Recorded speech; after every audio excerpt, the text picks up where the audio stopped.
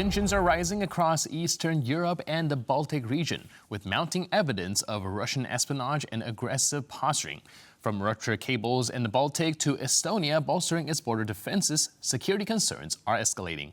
Meanwhile, Slovakia's Robert Fico has threatened Ukraine's electricity supply, and a Kazakh plane crash near Russia sparks accusations of external interference. Joining us today on TVP World to provide insights is Artis Pabriks, former Latvian Foreign Minister. Hello, sir, and welcome to TVP World.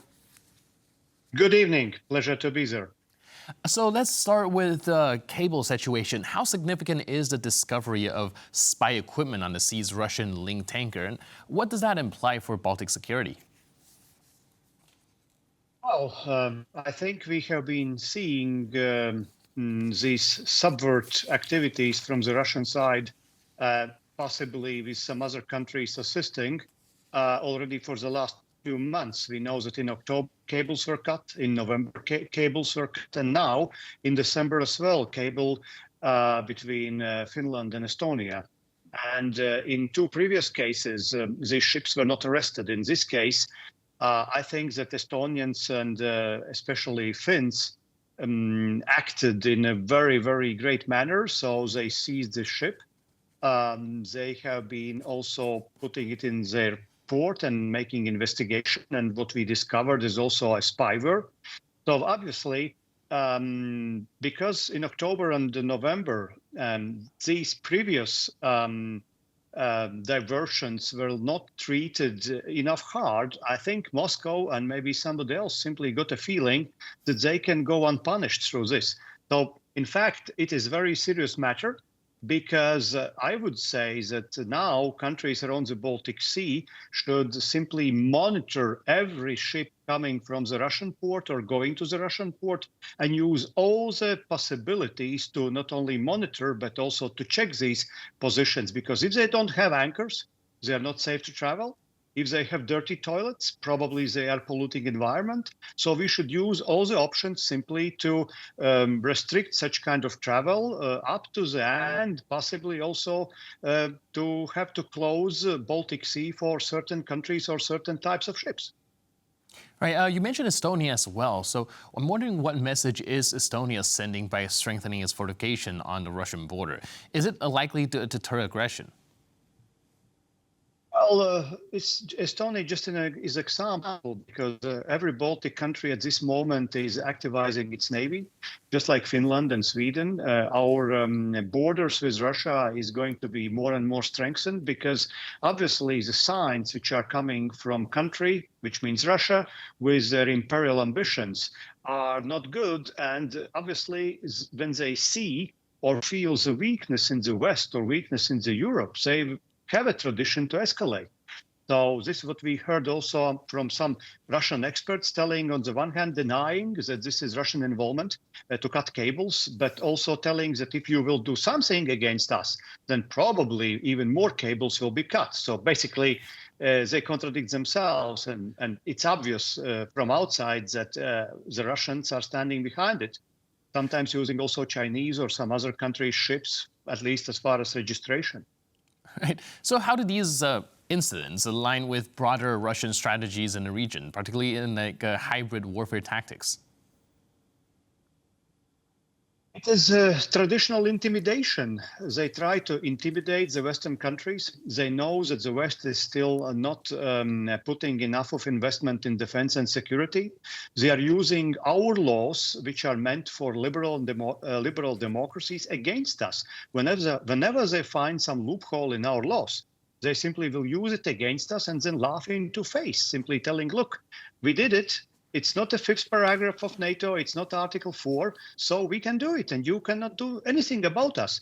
So I think our challenge as a Western liberal democracy is simply to find a way how to defend our freedoms and not to bend on front of authoritarian regimes. And this is what Finns showed very well. And it was not done previously like that regarding ships. Right, but do you think the ruptured cable in the Baltic also highlights some vulnerabilities in critical infrastructures? Are regional allies adequately prepared to protect these sort of assets? If there is a political will, there will be possibility to protect, because there is enough of Western navies in the Baltic Sea. We have enough of possibilities to observe underwater, also from the air. It simply has to be done, and it has to be done without hesitation. Because whenever we will hesitate, the escalation from the Russian side will take the next step. And moving our attention to the situation in Kazakhstan, the Kazakh plane crash has led to a lot of accusations of external interference. What could this mean for Russian-Kazakhstan relations moving forward? Well, I think it's rather a question between Azerbaijan, because Azerbaijani plane was shut down by the Russian air defense. And as we know, Putin basically recognized that in his call to President Aliyev of Azerbaijan. And I think that Azerbaijani government and authorities have been acting very professionally, because they have been asking for international investigation, not just investigation of some countries which are around Russia. I really would also say that Azerbaijani airline pilots really saved a lot of people. And we can see that now actually flights to Moscow and some other regions in Russia are not safe because of war against Ukraine. So we can see that number of countries have been postponing or abolishing air trips to some regions of Russia, which is very correct because it's dangerous. All right, and speaking of the war in Ukraine, there's also some developments that I want to ask you about, particularly regarding Robert Fico's threat to cut electricity supply to Ukraine. It's drawn a little bit of criticism. What are the potential ramifications for regional unity and support for Ukraine if this indeed gets carried out? Well, I think we have been very soft also within NATO and European Union towards so-called free riders in some countries, some officials, which have been openly showing their friendship towards Russia, which is waging war, hybrid war actually, against us at this moment in the West. And in some way, I think we should protect Ukraine, and we should protect any other country in Europe against any activities from within, because at this moment in Baltic countries, we are not buying, for instance, any oil or gas from Russia, which is not true yet in many Western European countries. And I think we simply should get away from the energy which is coming from Russia. And Ukraine, by announcing that it will stop gas transit from Russia through its territory to Western Europe from 1st of January. In my view, it's acting correctly, because if we cannot do ourselves the correct, morally correct and practically correct thing, then Ukraine helps those countries in the West. And Fico has no right to be angry about this, because simply, in my view, he was not acting correctly.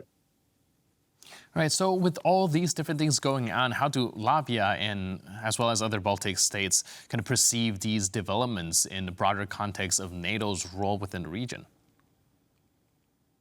Oh, we need a stronger presence of our allies in the Baltic Sea region, because as you can see, Russia is ready to escalate also in the Baltic Sea region.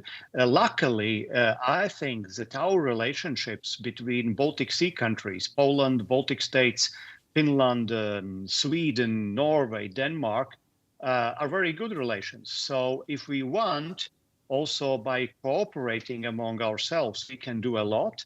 And we can shed a light also in NATO and EU meetings how the thing should be done. Hopefully, there's also new US administration will be in line with their and our interests in the Baltics, because the Baltics and Northern Europe is a strategic partner and always will be strategic partner of US and European continent. Right, and very much like you aptly pointed out, if there is a political will, there will be a way. So thank you so much for your input and insight. Correct. Really appreciate it. Thanks for being with us on TVP World. Thank you. Good night. Cheers. And thank you for watching this edition of World News Tonight. But for more news, update, and commentary, please stay tuned to TVP World.